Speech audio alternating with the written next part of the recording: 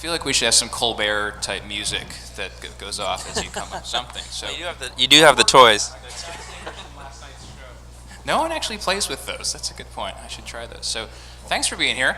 John, I didn't get to meet you during our prep call, so I have a little bit more of a void on your background than I do with Mark and his illustrious startup experience. So what I want to do is start, just introduce yourselves, kind of the work you're doing on, and then we can get into our panel.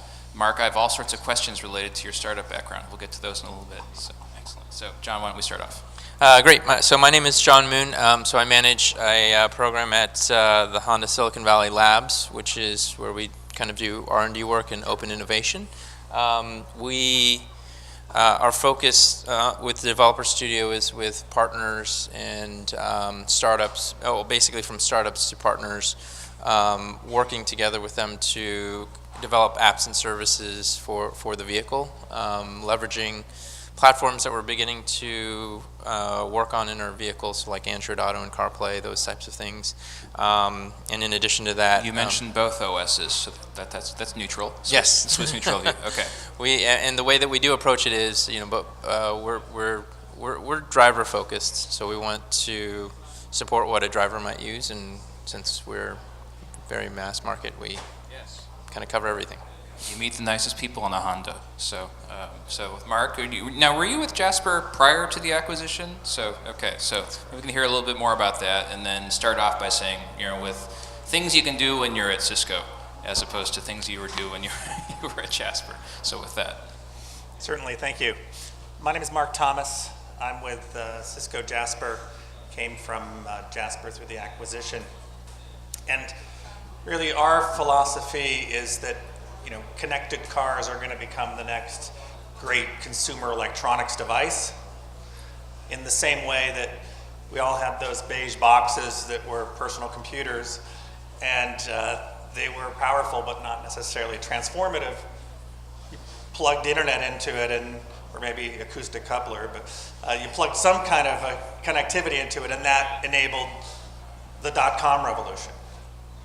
And now, 10 years ago, I saw this whole revolution from a different perspective. I worked at Nokia in devices, where we thought we were the smartphone leaders, and it turns out that taking something like a flip phone, adding an industrial strength platform to it, and connecting it to the internet, that's what happened to create this app revolution. It was the revolution, not the evolution. And I know all of us at the time thought that we'd be looking at the websites that we visited on the PCs and use them on our smartphones, but in reality, it was the apps that took advantage of the native hardware that made this special. And so why do I bring that up? Because today we're at the cusp of having cars, something that we've been comfortable with for 100 years, that haven't been connected. And we're adding connectivity to them, and that's what the revolution promises. And just like the last revolution, where people thought, oh great, smartphones are these little screens that I can use to view what I was doing my .com stuff on. Well, now guess what? People are talking about the connected car using the screens in the car for the stuff that they're currently doing on their phone. And so that's actually would be the connected car evolution. And it's kind of the backward thinking, because the phone doesn't know all of the sensors and things that your car has in it. Your car knows those things. So the real revolution is putting embedded connectivity in the vehicle and developing services specifically for the car that take advantage of those 80 to 120 processors that know your fuel level and know if the airbag went off and understand whether the wipers are on, and being able to communicate that information back. So we talk about Android Auto, and we talk about Apple CarPlay, and those are great evolutionary technologies to use the services that are optimized for a smartphone. But really what we're excited about are the services, the next gen things, the services that are really optimized for the connected car. So, thank you. The Nokia, and I'd seen that in your background, analogy is a loaded one. Here you have That's new every a 2-year upgrade cycle here, at least in California. I think you have new every 11, something like that. So the upgrade rate, or the refresh rate on the consumer device is a lot longer. So thanks for the preamble. So John, are you focused more on consumer, the notion of the fourth screen, driver-facing applications, or do you focus on kind of what Mark was alluding to, which is the data from the car and things you might do with that aren't necessarily transparent to the driver, but could make the driver's life better? Yeah, so we're both focused on both, and I agree. This change in the data and the data that can come from the vehicle is really what some of these applications are applications we haven't even considered.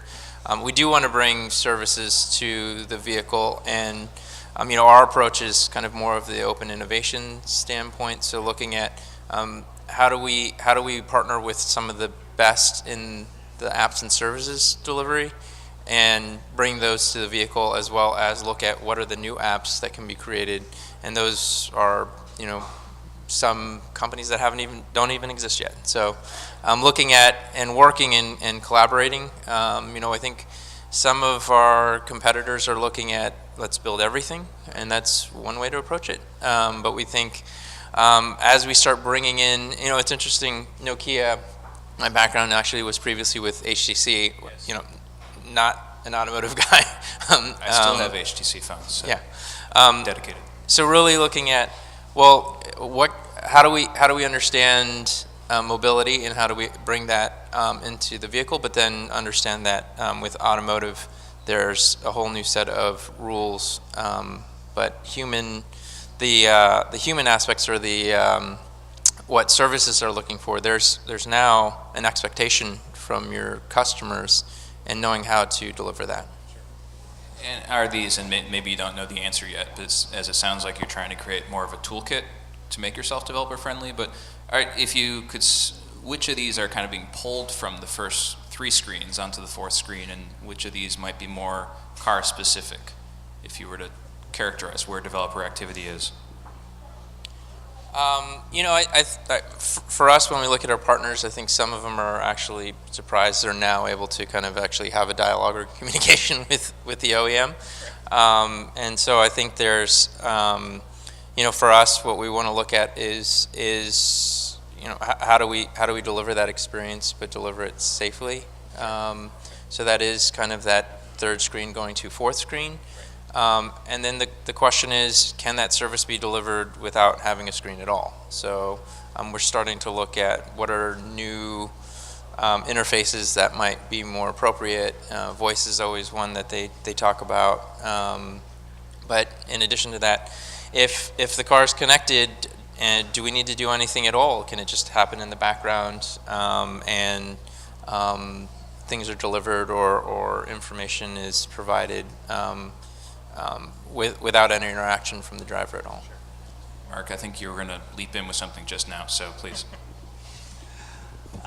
It's interesting, the whole history repeats itself notion. And again, I led off with the parallels. I'm sure we can remember with .com, the first business plans were, okay, if I could just get 1 million people to spend $3.99 a month, I'd be a billionaire. And what happened? Well, the companies that really made no money were the ones that gave it away and got people using it, loving it, and then monetized it. Smartphones, guess what? You're not buying games for $9.99 that you may or may not like. You're downloading the game for free, and then you're spending 99 cents to get more crystals so that you can build that thing a little faster and win the next battle. And that's a $3 million a day business for a company like Supercell. And the history shows that about 15% of the public who uses a service will pay a premium subscription for it. And the other 85% prefer to be monetized in another model. Well, now let's look at the services in cars. By and large, they're either monetized through giving the services away by charging a premium for a car. That's the Tesla model. Or the Mercedes model, which is, if you can afford a Mercedes, you can easily afford another 5 subscriptions, which is if when you go to their page that says, here's your connected car offering, well, you want the concierge, well, that's free for 6 months, then you got to pay $200 a year, and then you want this. So there's a whole, it's all subscription based. And where we all know this story ends with a true internet model, you have to give the services away and be able to monetize them in a new model. And so, you know, one of the fundamental parallels that's broken with cars as opposed to the other ones, which is that the consumer who's using the services is paying for the data. And in the car case, it's the OEM that gets the bill at the end of the month. So you've got to be able to offer, as a service provider, the ability to split the data bill up to understand which service is using the data. And ideally, that lets the car company charge that back to the service provider. So that the service providers are the ones who are probably better able to figure out what ads and how to monetize it through, you know, like Spotify puts ads in between the music. And they should be able to then also absorb the cost of the data as a cost of marketing. But if you make the auto OEM pay for the data costs, then there's no way they're going to be comfortable giving it away. So, you know, that's the conundrum we're in. And the telecom infrastructure has to advance so that we can get out of the model where the OEM pays for everything and then has to charge a subscription for everything, which really is not a mass market solution. It's kind of a premium offer. So it's, you can go kind of Sean Parker on you. 10 million isn't sexy, 100 million isn't sexy, a billion is sexy.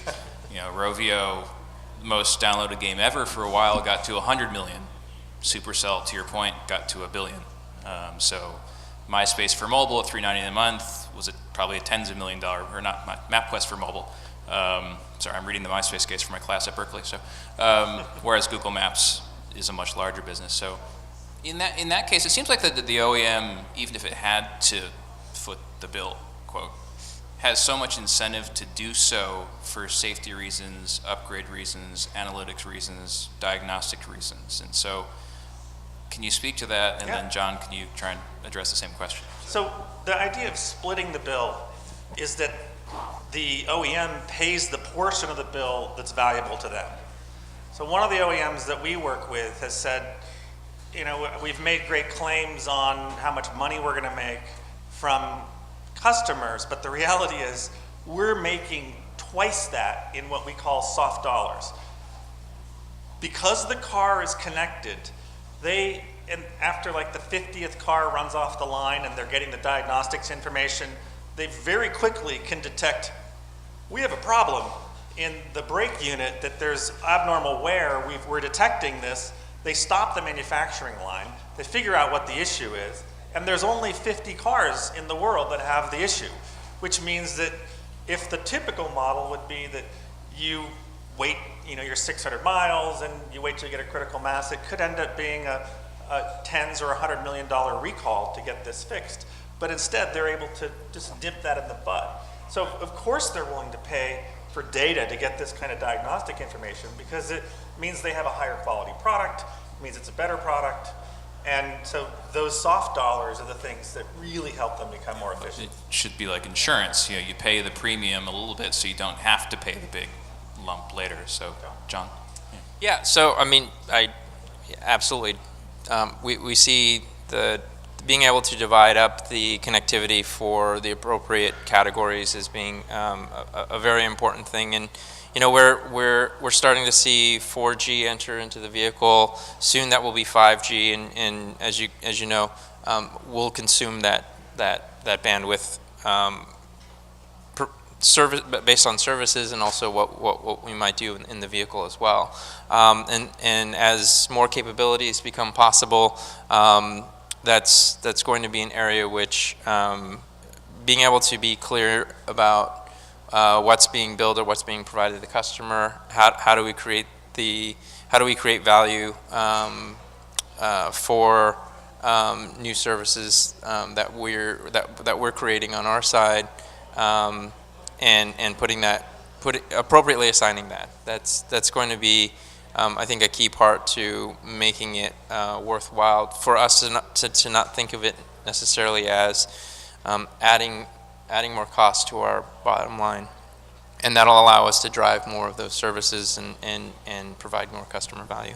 I mean, we recently saw this in the fixed internet where essentially Comcast and others went to Netflix and said pay up. And Netflix made it very public, but seems to have come to some agreement. I mean, do you actually see content providers or service providers who are willing to offset some data costs? And maybe I'll turn that question to Mark. Yeah, absolutely. So the idea is in places where customers already have a billing relationship, so AT&T, where you've got a family plan, being able to add your car for another $10 a month that uses the 20 gigs that you buy is something that customers are much more willing to do than the idea that, oh, I've got to buy a dedicated plan that's more like $40 a month or $50 a month. That's out of my price range. And so, with Spotify, I've got my wife and kids on it, and if I can add my car to it so I don't have to tether in and I can just listen to all my same playlists, there's a convenience factor that's worth $4.95 a month. So the idea that especially with Wi-Fi, people, it's one where they initially say, well, I have Wi-Fi on my phone, I can make it a hotspot, but the reality is, you've got to set it up, you've got to plug it in. The antenna in your phone is tiny compared to using the entire car as an antenna. The quality of service with inboard built-in internet connection for a car, far greater than you can get off a micro-thin smartphone. So, and then if you forget it and you notice, if you ever left your hotspot on, your pocket gets really hot and then your battery's about gone and you've lost. The idea that for just $10 a month I can have this whole thing, I turn the car on, I'm lit up, turn the car off, it's done. It's just, it's a major convenience factor with a higher quality of service, and so customers don't have to establish yet another billing relationship to take advantage of it. They just tick the box and add it to their local service provider family plan. John, I wasn't able to find this despite some research for it. Is there a telco partner? Obviously, you have global reach. Is there a telco partner or partners that you work particularly close with? Yeah, I don't know if I can actually discuss that, but yeah, we're pretty tightly tied with telco partners to really look at how we deliver service, and for us, we are concerned about what gets delivered because as we start looking at new entertainment paradigms where you're delivering streaming content or diagnostics from the vehicle, the needs are going to grow. So, finding reliable partners and ones that can handle that are key. We're coming on 2 minutes, and so far I'm questionless from the audience, so I wanted to pause for a second and see if anyone had questions for either of our panelists. You, sir, you look thoughtful. No? No? I do that with my students. I lecture at Berkeley, and whenever there's quiet, I just start calling on people. Rakesh. Yes. Thank you, Rakesh, for stepping up. On the question of standards, I don't know if any of them and in what areas need to be established before some of these things start to really take off in a big way. Can you comment on that, or is it going to be each individual ecosystem that evolves by itself as sort of independent of others? Are you referring to networks or the environment on the car, or? John, you can take that. Yeah, I think for the vehicle, it's still early, but we're starting to see some platforms that we can leverage, and OEMs are allowed to build applications in Android Auto and CarPlay, so that's one method for us to kind of begin to look at how we can deliver applications and services. But on top of that, I think we're just beginning to see the ability for developers to really get involved or partners to get involved, and I think OEMs are preparing for that. You asked about the timing. Yeah, I can't comment on timing. Is any of those two platforms giving you more love? I would say they're about equal. Okay. Thanks, Rakesh. So, any other questions for these two gentlemen? Yes, sir.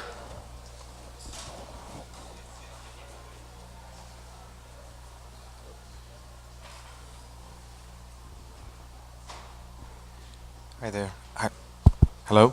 Okay. Hi there. A question for Mark. Mark, I joined in a little bit late, but I wanted to know how your solutions are serving the needs of insurance providers, specifically around UBI, user-based insurance. So is that an area for you, and are you guys focused on it? And where are you? What stage are you at with providing them with the data that you collect? Certainly. So just a brief answer. Cisco Jasper makes a product called Control Center that's a connectivity management platform that we sell to service providers. AT&T, China Unicom are two very large providers that have standardized on it, and a number of automotive OEMs have chosen it because it's the leading platform.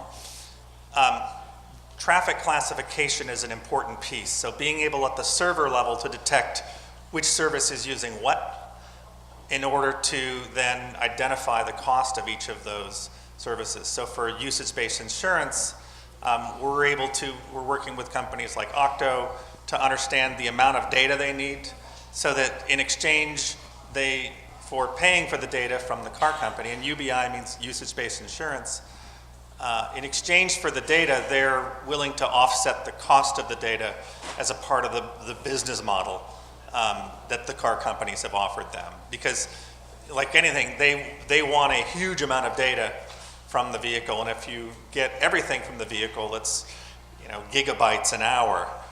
No one can afford that. So it's like, you want more? Great, you pay for it. Here's your data bill at the end of the month, and it really helps throttle the UBI guys in. Maybe I don't need it every 3 seconds. Maybe I'm okay with polling once every 10 seconds or 30 seconds for location. But the traffic classification part is the key linchpin that you need to get from your service provider in order to enable these new business models. Without traffic classification, you just get one flat bill. And if you're using IoT style connectivity like a vending machine or a smart meter, where you're not using that much data and it's all just one service, you don't need traffic classification. But for cars, it's a special case where you've got to have a special network infrastructure to make it happen. I'm getting the angry red light from the iPad over here. It sings overtime, overtime. So with that, unfortunately, I need to wrap this panel up. Gentlemen, thank you both very much for joining. Thanks for being here. Sure. Thank you.